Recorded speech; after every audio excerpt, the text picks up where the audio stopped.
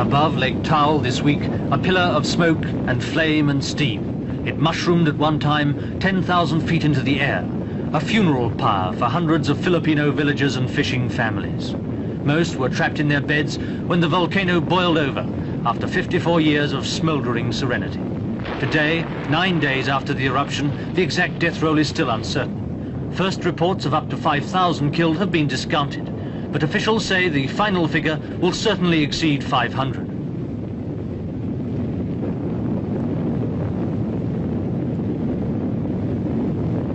Its setting had become a tourist paradise. For half a century, it had lived down its sinister history, until last week. Taal Island now has become a desert, covered by some 9 inches of ash thrown up by the volcano, still rumbling 3 days after its first major explosion. The eruption of the volcano came as a complete surprise. Volcano experts have been over onto this island as shortly as 2 weeks before the explosion. They predicted that it was completely safe for the 4,000 inhabitants of the island. When the volcano went off at 2 o'clock on the morning of last Monday, it came with complete surprise. There were no preliminary rumbles. No warning at all was given to the people who lived here.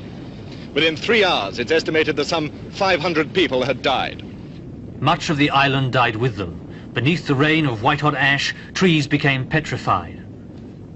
Mud and ash lay 10 feet deep in places. Cattle struggle out of it, only to be suffocated by sulfur fumes. Behind them, the human survivors left devastation and memories of the warning that was ignored. The experts had told them it was safe to stay, but when the August danger signals appeared, relatives on the mainland appealed to the people of Taal to leave. They said no, it was time to bring the rice in. They would wait for the first rumble. When it came, it caught them sleeping, and there is no rice to harvest on Taal today. Some villages were engulfed by the blanket of lava and ash. In others, just a house here and there was left standing. Nobody yet knows whether the families who lived here have survived, whether they'll return to build again, with the help of the £45,000 disaster fund set up by President Macapagal of the Philippines. Soon after the disaster, when it was feared that fresh eruptions were imminent, the government stopped people returning, and police put the island out of bounds.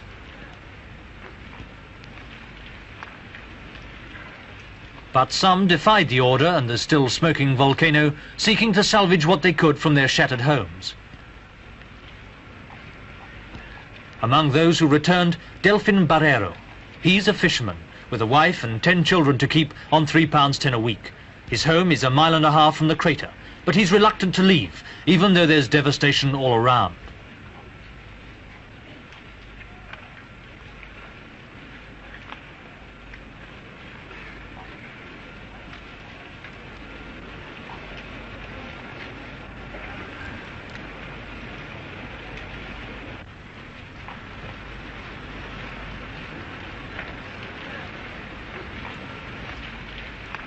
Others were happier to get away from it all, even if some boatmen did cash in on the tragedy and demand £5 a head for the brief voyage to the mainland and safety.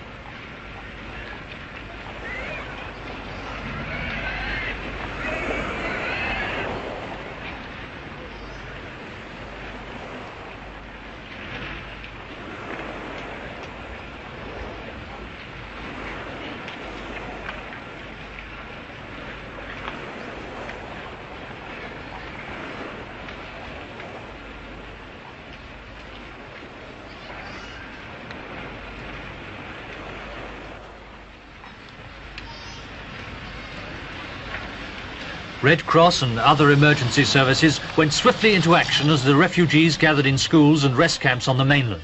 But this week came signs of unrest over the way the operation was being handled. The complaint, no real coordination of the various private and official efforts.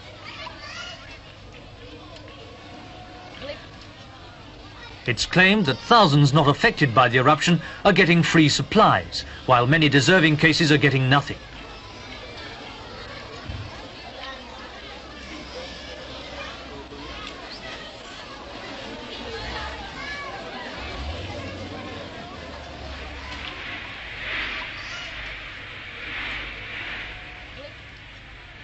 While some survivors waited patiently for their rations, others told their stories to Gerald Seymour. Now, what happened to your village when the volcano exploded? Oh, I felt afraid. And I'm shouting very far, very loud. I say to my neighbor, wake up, there's the volcano erupted. Then when morning came, I see my home, my house, my animal, and also my plant. What had happened to your horses and your animals? My animals all died, and my plant they are destroyed.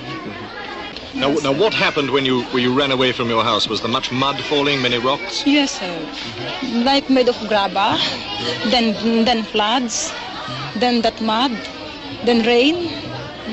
The thunder and lightning were our lungs during that time.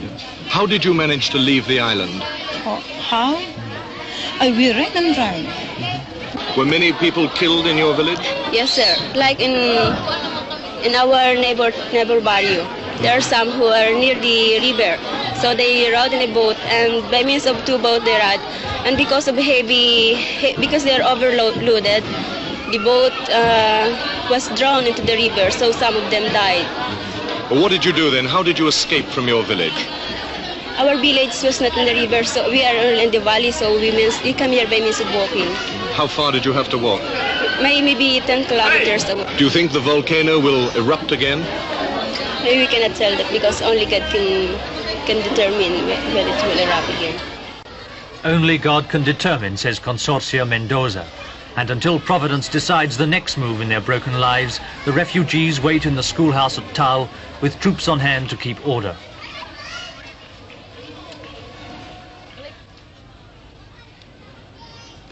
The schoolhouse is not only a temporary home, but a makeshift hospital for the injured of all ages.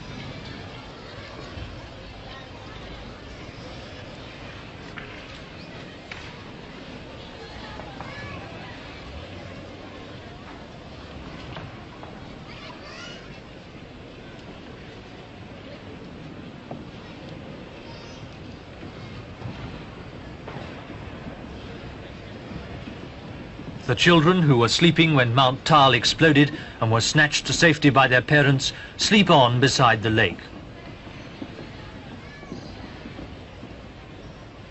But these are the lucky ones. Many died in the frantic rush for the boats, and many more were injured. Dr. Garcia, what sort of injuries have you had to treat? Well, actually, most of them were burns incurred as a result of the throwing out of the hot lava emitting from the volcano. There were also injuries concomitant with the mud rush for safety. Those are the sorts of casualties that we have been treating. How does a volcano kill people? Well, in this particular case, I think the death was caused by suffocation. Of those who weren't suffocated, some have homes to go back to, others haven't. But one thing they have in common. They lived on a volcano, now they share the vacuum of life in a refugee camp. Because the Filipino volcano experts have proved unable to predict whether or not the Taal volcano will explode again, the authorities have taken the precaution of evacuating some 50,000 people from the shores of Lake Taal. These people at the moment are living in pretty grim conditions. Someday, however, they'll go back to the shores of Lake Taal. They'll go back to the island and again start cultivating the fields underneath the volcano, just as their grandfathers and grandmothers did 54 years ago after the first volcano on Taal Island erupted.